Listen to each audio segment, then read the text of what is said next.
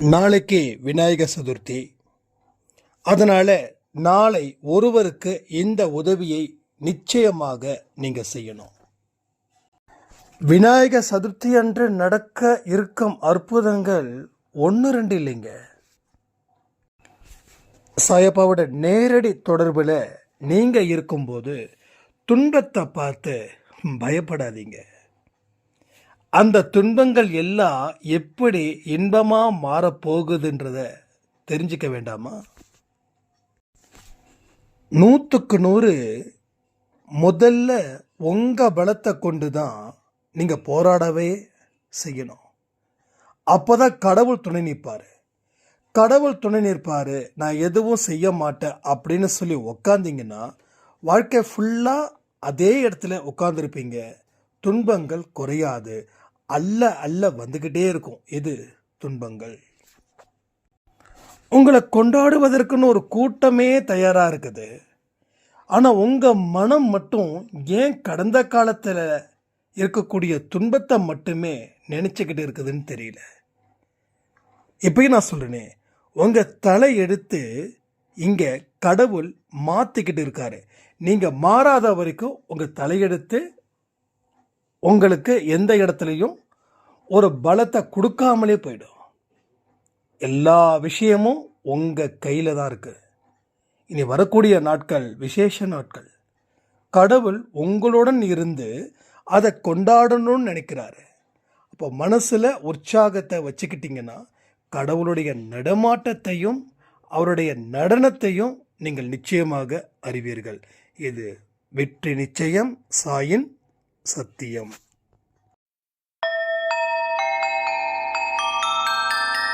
ஓம் சாயிரா சாயிரா, ஓம் சாயிரா சாயிரா, ஓம் சாயிரா சாயிரா, அன்பே சாயிரா, பேரன்பே சாயிரா, அகிலம் தளிக்க ஆத்மா விழிக்க அனுதினம் சாயிரா, எங்கள் அன்பே சாயிரா. ஒன்றே இறைவன், ஒன்றே பூமிக்கென்றும் சாயிரா, சரணம் சாயிரா, நன்றே செய்து வாழ்வோம், நாம் ஒன்றே செய்து வாழ்வோம், அன்பே சாயிரா.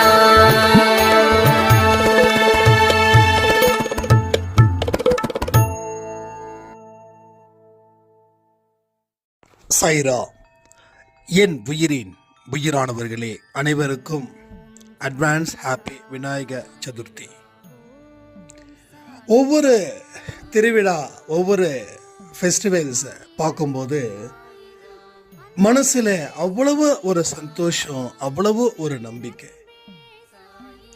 எல்லா ஃபெஸ்டிவல்ஸ்லையும் கடவுளும் நம்ம கூட சேர்ந்து கொண்டாடுற மாதிரி ஒரு ஃபீல் எனக்கு சின்ன வயசுல இருந்து. கடவுளை படிக்கும்போது எவ்வளவு ஒரு ஆர்வம். சச்சரிதையில் ஒரு விஷயத்த சொல்லியிருந்தாங்க, மெய் சிலிர்த்துச்சு. நம்மளோட பிரச்சனைகளை பார்த்து நம்ம யாருன்னு தெரியாமலே இருக்கோம்.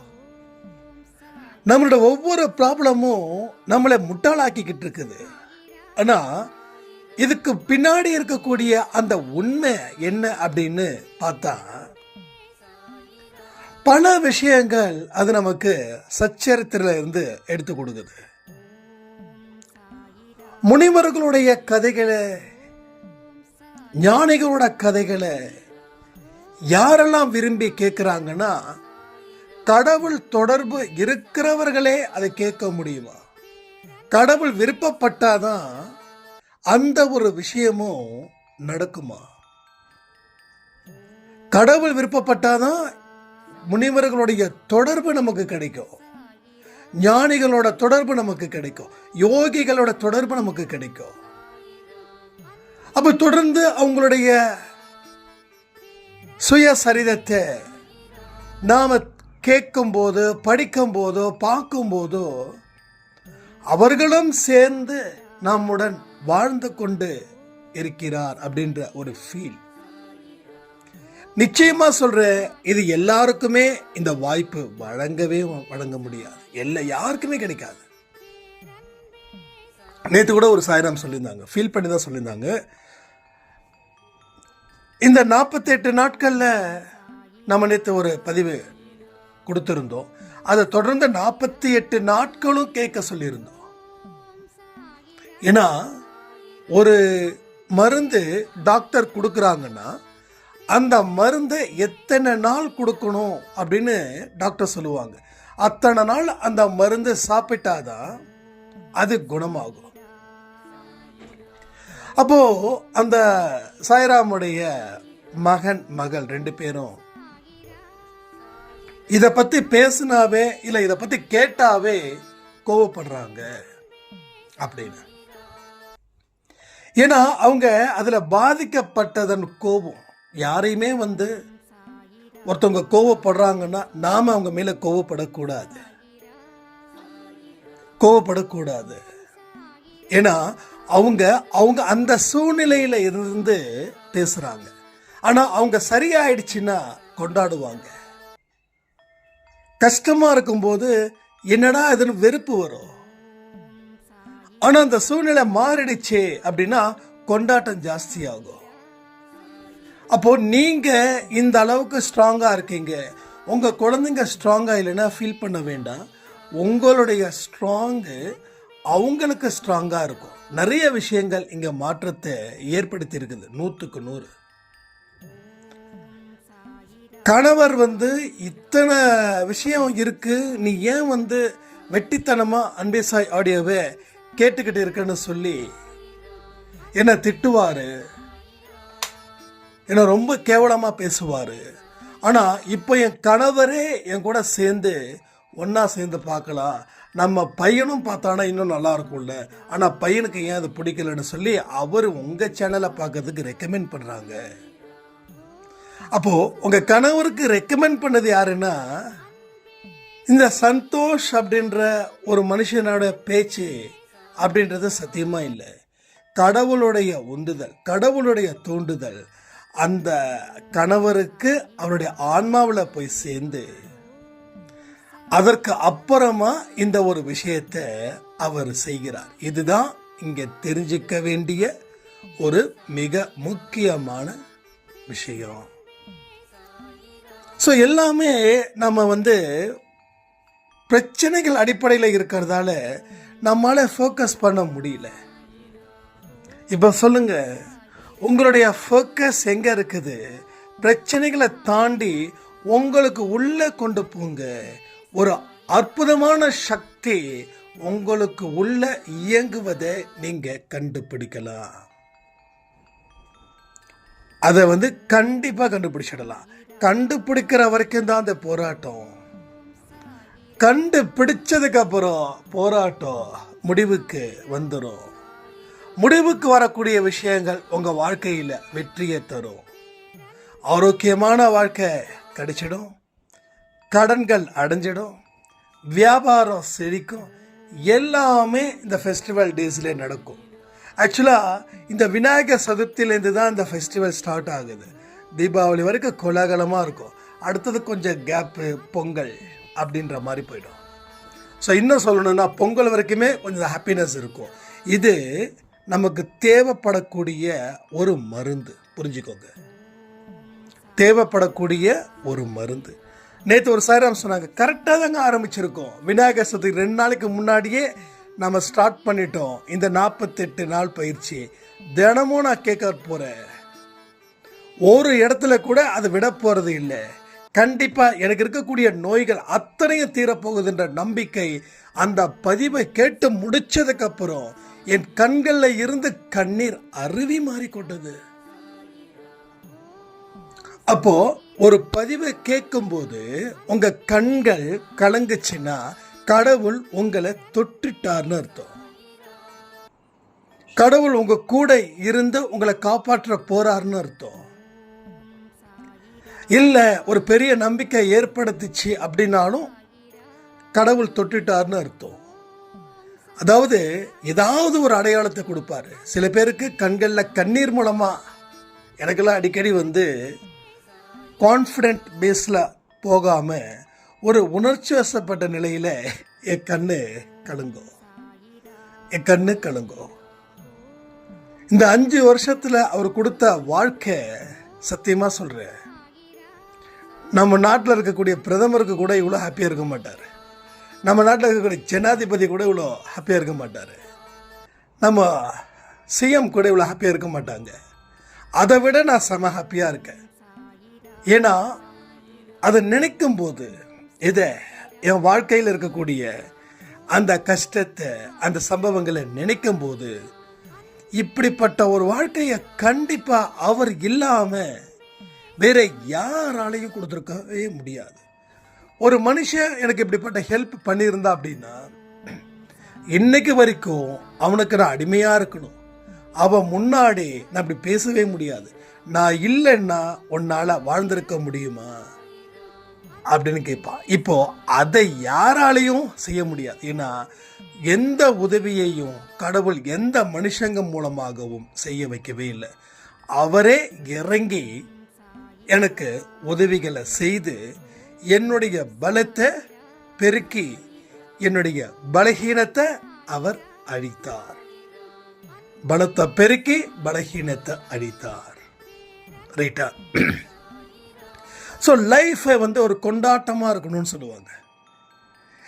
உனக்கு அடுத்த வேளை சாப்பாடு கிடைக்கலன்னா நான் செத்து போயிடுவேன் அப்படின்னு நிலை வரும்போது கூட நீ பயப்படாத.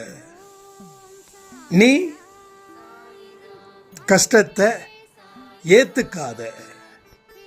அடுத்த வேளை சோறு கடவுள் கொடுப்பாரு. ஒருவேளை அடுத்த வேளை சோறு கடவுள் கொடுக்கலன்னா அடுத்த ஒரு விருந்துக்காக உன்னை தயார் செய்துக்கிட்டு இருக்காரு அப்படின்னு நினச்சிக்கோ. ஸோ கஷ்டத்தில் இருக்கும்போது அடிக்கடி நான் சொல்லக்கூடிய வார்த்தை ஒன்று என் கூட இருக்கிறவங்க கிட்ட, இந்த கஷ்டத்தை நல்லா அனுபவிச்சுக்கோ. மறுபடியும் இந்த மாதிரி கஷ்டம் இதே மாதிரி வராது. ஒன்று இதுக்கு கீழேயும் போகலாம், இல்லை சந்தோஷத்தையும் கொடுக்கலாம். அப்படிதான் அந்த மனசை நான் சரி சமமாக வச்சிருந்தேன். அப்போ இனிமே கஷ்டம் வராது அப்படின்னு எந்த காரணத்திலையும் நான் நினைக்கல. அப்படி நினைச்சிருந்தேன்னா ஒரு சின்னதா என்னுடைய காலில் ஒரு முள்ளு குத்துச்சுன்னா கூட அது எனக்கு பெரிய அருவா என் காலில் வெட்டின மாதிரி ஒரு ஃபீல் எனக்குள்ள வரும். ஸோ ஒரே விஷயத்த முடிவு பண்ண, எது வேணாலும் நடக்கலாம், ஆனால் இதை என்ஜாய் பண்ண. அப்போ அந்த எதிர்பார்ப்புன்றதை நான் உடைச்சேன். அடுத்த கட்டத்தை ஆட்டோமேட்டிக்காக ஒரு வழியை கொடுத்தாரு, அதில் ஏறினேன். 1-1:30 மணி வெயிலில் வண்டி இல்லாமல், கையில் காசு இல்லாமல், எங்கே போகிறதுன்னு தெரியாமல் அக்னி நட்சத்திர வெயிலில் நான் சுற்றின ஞாபகம் இப்போ வரைக்கும் வருது. ஸோ இது மாதிரி நிறைய பேசிகிட்டே இருக்கலாம். எதுக்கு என்னோட விஷயத்தை நான் உங்களுக்கு சொல்கிறேன் அப்படின்னா, நீங்கள் என்ன கஷ்டப்பட்டீங்களோ என்னை விட அதிகமாக கூட கஷ்டப்பட்டு இருக்கலாம். ஏன்னா என் கஷ்டம் தான் நான் பெருசுன்னு சத்தியமாக சொல்ல மாட்டேன். என்னை விட கஷ்டங்கள் இருக்குதுன்றதால தான் நான் உங்களை பேஸ் பண்ணிட்டு இருக்கேன். நான் எல்லாத்துக்குமே ஒரு விடிவு காலம் இருக்கு. ஏன்னா நாம் கடவுள் சம்பந்தப்பட்ட விஷயத்தில் கேட்டு தெரிஞ்சு ஆரவாரமாக இருக்கோம். அந்த ஆரவாரத்தோட பின்னணி உன் வாழ்க்கையில் நீ ஜெயிக்கும் போது உன்னை கொண்டாடுவதற்கு உண்டான ஒரு கூட்டமே உன்கிட்ட நிற்கும்.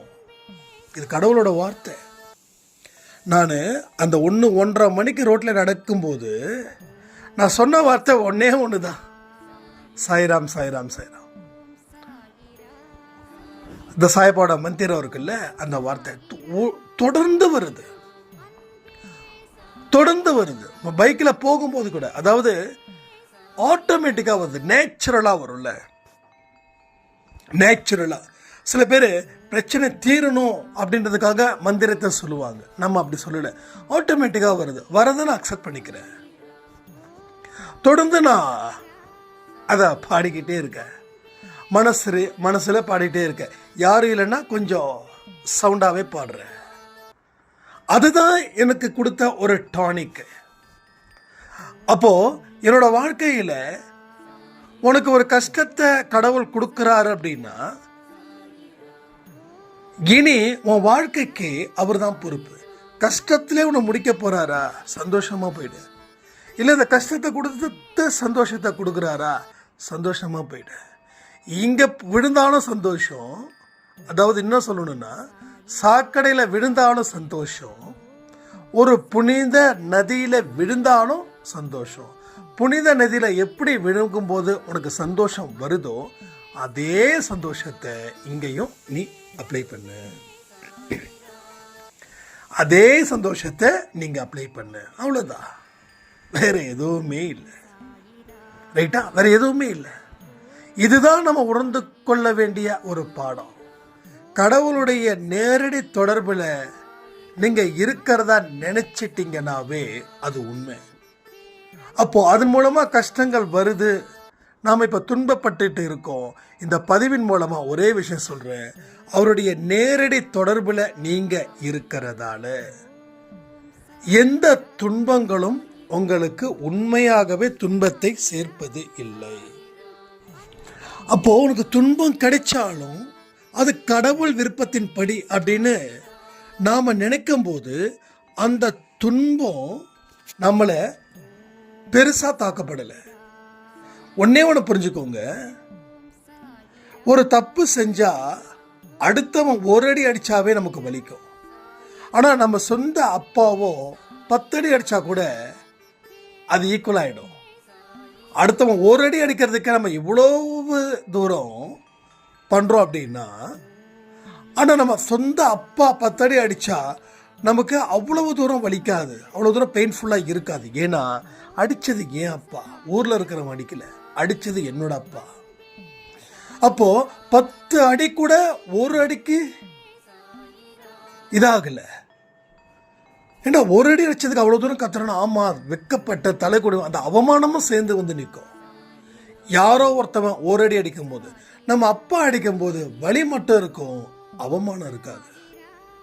ஒரு அவமானம் வந்து வாழ்க்கையில் 80%. ஒருத்தன் கீழே விழுந்துட்டான் அப்படின்னா அவன் வந்து கீழே விழுந்த வலி அவனுக்கு பெருசா இல்லை. விழுந்துட்டோம், மற்றவங்க பார்த்துட்டாங்க, அவமானமா எனக்கு இருக்குது அப்படின்னு நினைக்கும் போதுதான் அவனுடைய வலி அதிகமா இருக்குது.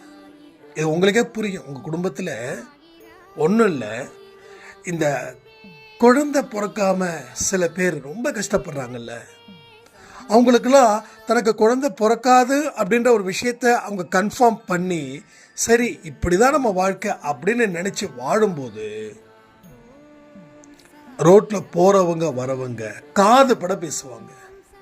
அதுதான் உங்களுக்கு வலி கொடுக்கும். பட் புருஷனும் பொண்டாட்டி ஏத்துப்பாங்க, சரி வேற வழி இல்லை, இதை ஏத்துக்கிட்டு தான் ஆகணும்னு புருஷனே குழந்தையா மாறுவாங்க, மனைவியே குழந்தையா மாறுவாங்க. அப்படிப்பட்ட ஒரு அன்பான குடும்பத்தில் வெளியில இருக்கக்கூடிய அந்த பெயின் இருக்கு பாருங்க, அந்த பெயின் தான் இவங்களுக்கு அதிகமாக இருக்கும். இதை வந்து ஒரு உதாரணத்துக்காக சொல்றேன். எப்பயும் சொல்றேனே, யார் வீட்டையாவது வந்து இப்படி வந்து ரொம்ப வருஷம் ஆகி கல்யாணம் ஆகி குழந்தை இல்லை அப்படின்னா அவங்களுக்கு போயிட்டு தயவு செய்து அந்த விஷயத்தை ரிப்பீட் பண்ணவே பண்ணாதீங்க. நீங்க ஏதோ ஒரு ஆறுதல் பேசு, அது வேண்டாம். நீங்க கொடுக்குற ஆறுதல் அவங்களுக்கு விஷமா மாறிடக்கூடாது. நீங்க கொடுக்குற கான்ஃபிடென்ட் ஓவர் கான்ஃபிடென்ட்டா ஆகிடவும் கூடாது. பார்த்து பேசணும், அது ரொம்ப ரொம்ப முக்கியம். பார்த்து பேசணும். ஐயோ அந்த பொண்ணு பாவம், கல்யாணம் ஆகி 5 வருஷம் ஆகுது, குழந்தை இல்லை அப்படின்னு இறக்கப்படவே கூடாது. இறக்கப்பட்டா நீங்க இறக்கப்படுற மாதிரி உங்க வாழ்க்கையை கடவுள் மாத்திடுவார்.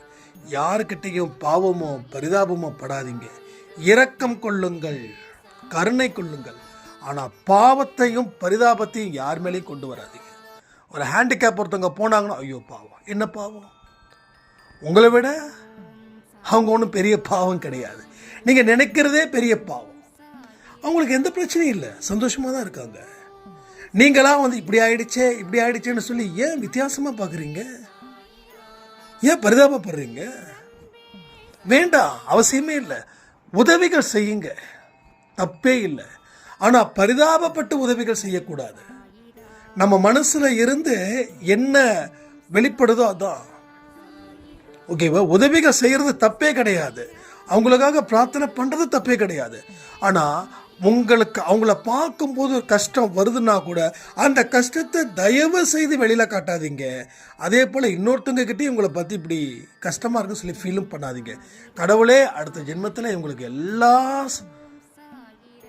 நல்ல மனநிலையில் நல்ல உடல் ஆரோக்கியத்தில் பிறக்கணும்ப்பா அப்படின்ற மாதிரி பிரார்த்தனை பண்ணுங்க. அதுதான் இங்கே இறைவன் கேட்பாரே தவிர நீங்கள் பாவப்படுறதாலேயோ பரிதாபப்படுறதாலேயோ இறைவன் வந்து எதையுமே செய்ய போகிறதில்ல.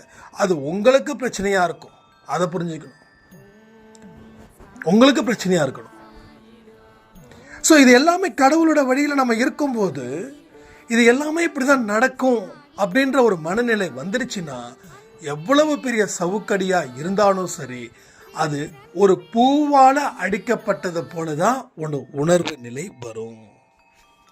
பூவை வச்சு 1000 அடி அடித்தாலும் உங்களுக்கு வலிக்காது, ரைட்டா? அதே சவுக்கில் ஒரு அடி எடுத்தா வச்சாலும் உடம்பு புண்ணா போயிடுமா போகாதா? நல்லா புரிஞ்சுக்கோங்க.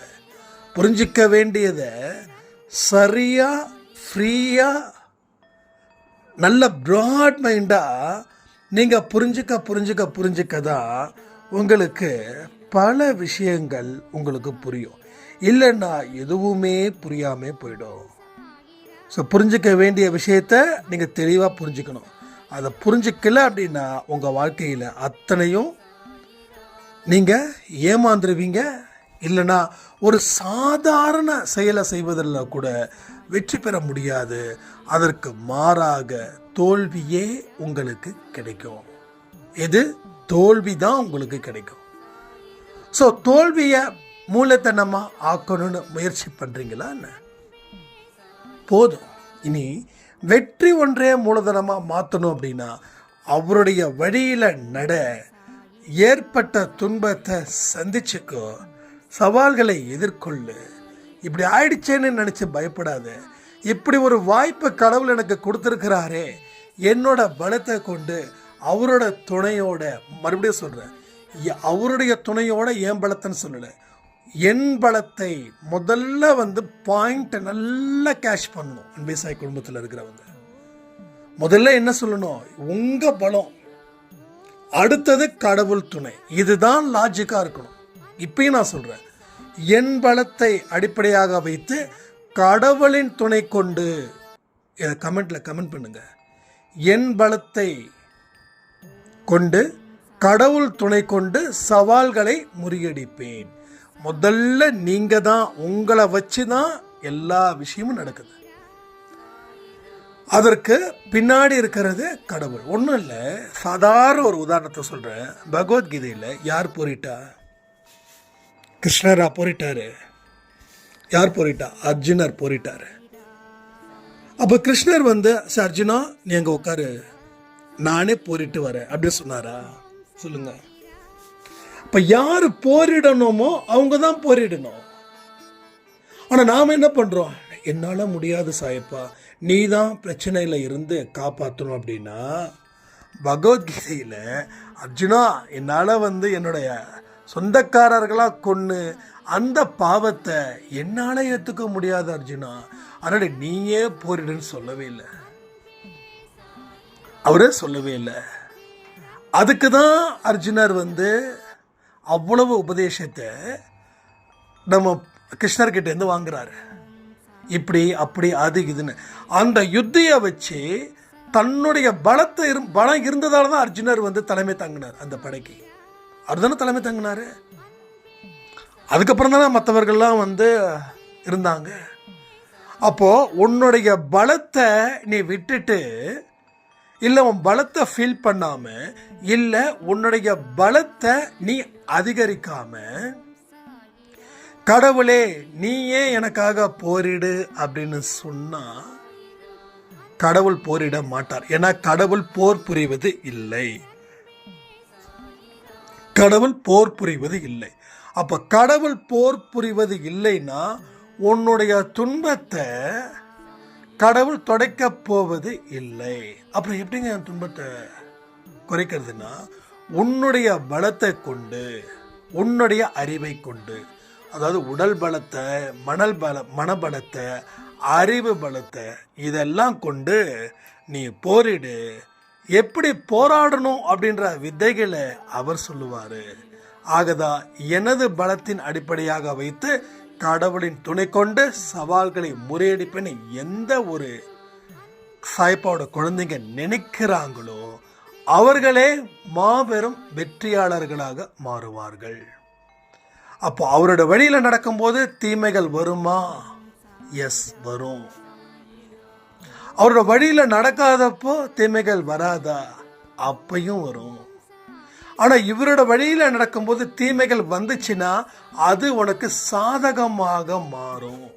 அப்போ அவருடைய வழியில் நடக்காம இருக்கும்போது தீமைகள் வந்தா தீமைக்கு சாதகமாக மாறும். அப்படின்னா உங்களுக்கு எதிராக மாறி உங்களை மேலும் மேலும் அது பிரச்சனையில கொண்டு வந்து சேர்க்கும். கடவுளை கும்பிட்டா பிரச்சனை வருதுன்னு சொல்றீங்களே, எக்ஸாக்ட்லி வந்தாதான் கரெக்ட். வந்தாதான் கரெக்ட். வரலன்னா பிரச்சனை இருக்குதுன்னு அர்த்தம். அப்போ பிரச்சனைகளை பார்த்து சந்தோஷப்படுறதா அப்படின்னு கேட்டா, பிரச்சனைகளை பார்த்து சந்தோஷப்படுங்க, ஆனா பலத்தையும் அதிகரிச்சுக்கோங்க. ஒரு ப்ராப்ளத்தை பார்த்தவொடனே பயப்பட வேண்டாம். கண்ணுக்கு பக்கத்தில் வச்சு பார்த்தா உலகம் தெரியாது, தூரமாக வச்சு பார்த்தா நிறைய விஷயங்கள் தெரியும். இதை இப்படி தான் சமாளிக்க முடியும் அப்படின்ற ஒரு விஷயங்கள் 10 விஷயத்தை யோசிச்சா எது உங்கள் நடைமுறைக்கு ஏற்றதாக இருக்குதோ, எது உங்களுக்கு எளிதாக இருக்குதோ அது எல்லாமே அங்கே சாத்தியப்படும். இதை தான் நம்ம புரிஞ்சிக்க வேண்டிய முக்கியமான பாடம். அப்போ இதை நம்ம தெளிவாக புரிஞ்சுக்கிட்டா இங்கே வாழ்க்கையில் பயங்கரமான ஒரு போராட்டத்தை போராடி அது நாம் வெற்றியையும் அடையலாம். இவ்வளவு பெரிய நல்ல விசேஷங்கள் உங்கள் வாழ்க்கையில் இனி நடக்க போவதற்கு உண்டான அச்சாரம்தான் இந்த பதிவு கூட. அப்போ வரும் நாட்களில் நாம் என்ன செய்யணும் அப்படின்னா இந்த விஷயத்தை தான் நாம் செய்யணும். அதாவது இது விசேஷ நாட்கள், கடவுள் சந்தோஷமாக இருக்கக்கூடிய நாட்கள், கடவுள் உங்ககிட்ட வந்து கொண்டாடணும்னு பிரியப்படக்கூடிய விஷயங்களாக இருக்குது. அதனால் இதை தெளிவாக கொண்டாடுங்க. அதே போல் நாளைக்கு லைவ் இருக்குது.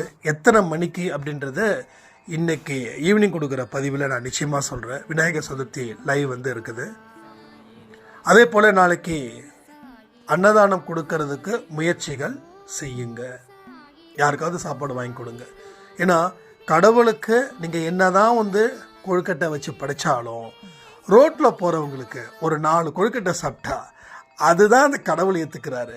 வீட்டுக்கு முன்னாடி இருக்கக்கூடிய கொழுக்கட்டை வைக்கிறோம், படைக்கிறோம், அதில் 1 இன்ச்சு கூட குறையாம அது உங்களுக்கே போய் சேரும்.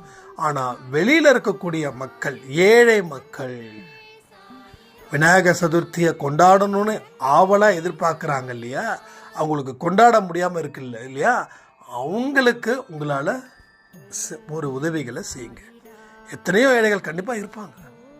கொஞ்சம் ஒரு ஊரில் இருந்து ஒரு 2 கிலோமீட்டர் 3 கிலோமீட்டர் தள்ளி போனால் இருப்பாங்க, கூடாரம் போட்டு இருப்பாங்க. ஒரு 10 கொழுக்கட்டை, சுண்டல் அழகாக ஒரு பாக்ஸில், கேரி பேக்கெலாம் போட்டு கொடுக்காதீங்க. சும்மா ஒரு அலுமினியம் ஷீட் 10 ரூபா இருக்கும், அவ்வளோதான். இந்த சாப்பாடெல்லாம் ஃபாஸ்ட் ஃபுட் கடையிலலாம் கொடுக்குறாங்க இல்லையா, அது மாதிரி என்றைக்கும் வாங்கி வச்சுக்கோங்க. ஏன்னா இதெல்லாம் கடவுள் விரும்புகிறாரு. ஐயோ என்கிட்ட காசு இல்லைன்னு நினைக்காதீங்க, இருக்கிற காசை வச்சு செய்யுங்க. அடுத்த விநாயகர் சதுர்த்திக்கு இன்னும் 10 பேருக்கு நீங்கள் தாராளமாக அள்ளி கொடுக்கலாம். கடவுள் ஒன்றே ஒன்று தாங்க. ஒரு 1000 ரூபாய் வச்சுக்கிட்டு 100 ரூபா செலவு பண்ணுறான்னா, இப்போ 10,000 ரூபா கொடுத்தா இவன் 1000 ரூபாய் செலவு பண்ணுவான். கரெக்டு தானே? அப்போ 1 லட்சம் கொடுத்தா 10,000 செலவு பண்ணுவான். இதுதான் கடவுளுடைய தாட்டு. அந்த கணக்கை நான் உங்ககிட்ட சொல்லிட்டேன். இனி அன்னதானம் செய்கிறது செய்யாதது உங்கள் விருப்பம்.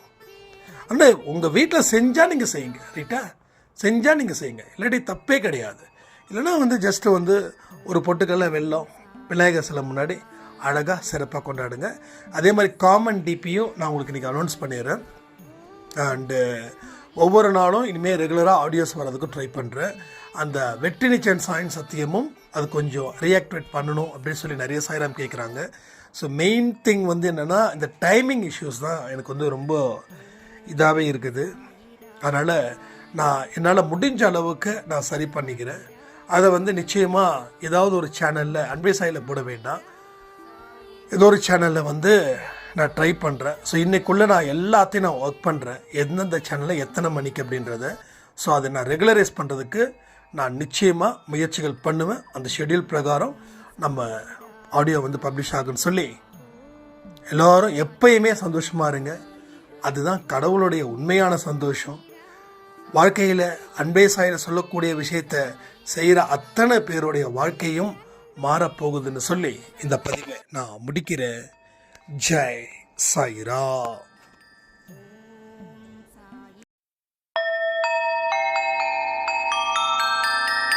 ஓம் சாயிரா. சாயிரா ஓம் சாயிரா. சாயிரா